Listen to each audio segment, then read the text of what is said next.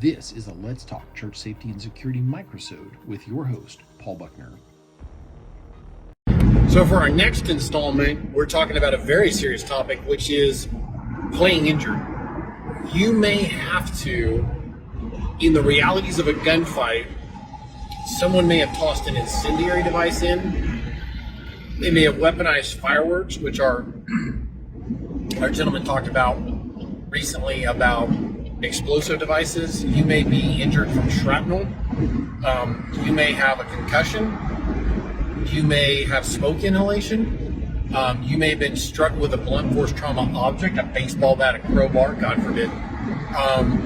You may have been, any number of things may have happened to you. And what then follows is you have to play injured. You have to play through a terrible situation. You should really sit down and watch Jared Reston's video. Watch one of his interviews where he talks about getting shot in the face. Like it went in here and came out through his jaw, took his teeth out, like it was bad. And he not only survived, he won the gunfight.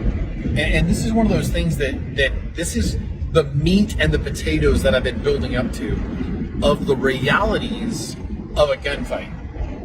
I've talked about this stuff before, but that's one of the realities of a gunfight is the bad guy, bullets go both ways. The bad guy gets a vote. They get to shoot at you. And you may have anywhere from seconds of life, which I intend to be good to the last drop. I intend to be in that fight until there's no blood left in my body. If I'm going to give up my life for my flock, for my spouse, for my family, for one of my police officers, if I'm going to give my life, then I have every intention of going hard. It's go big or go home. And guess what? If I die, I'm going home. So I'm going to go hard. I intend to stay in that fight. And you need that mindset of, I'm going to play injured. I'm coming at you hard. I'm coming at you fast. I'm not going, you may have gotten me, but I'm taking you with me. Like I told a gentleman the other day, we were talking about pelvic girdle shots, and it actually spawned a video. I said, I'm just going to tell you now, if you ever shoot me in the pelvis, i.e. where some of my man parts are, if you shoot me there and I'm still alive, I will shoot you back because there's nothing that makes me let go of the gun. I will shoot you there too. And he starts laughing. We were having a candid, comical conversation between friends. But these are the realities. You may fall to the ground. Look at the Sutherland Springs shooting. Go back and watch our videos. The Frank Pomeroy interview. If you can't find it, get a hold of James or myself. Get a hold of Mike Scully. We will help you find that video. It's actually a two-parter. And Stephen Williford, his interview. The bad guy left the scene injured, but there were people inside the church that continued the fight of medical and stayed in the fight of saving lives. Be prepared to fight injured. And this also comes to a really important set of points, and I'm going to stress these carefully so that I don't lose somebody here. Odds are somebody's getting hurt. Now everybody would be like, "What's a gun? It's a gun battle, Paul." Duh. Odds are somebody's getting hurt. And guess where you're going to be when a gun battle happens? Right there.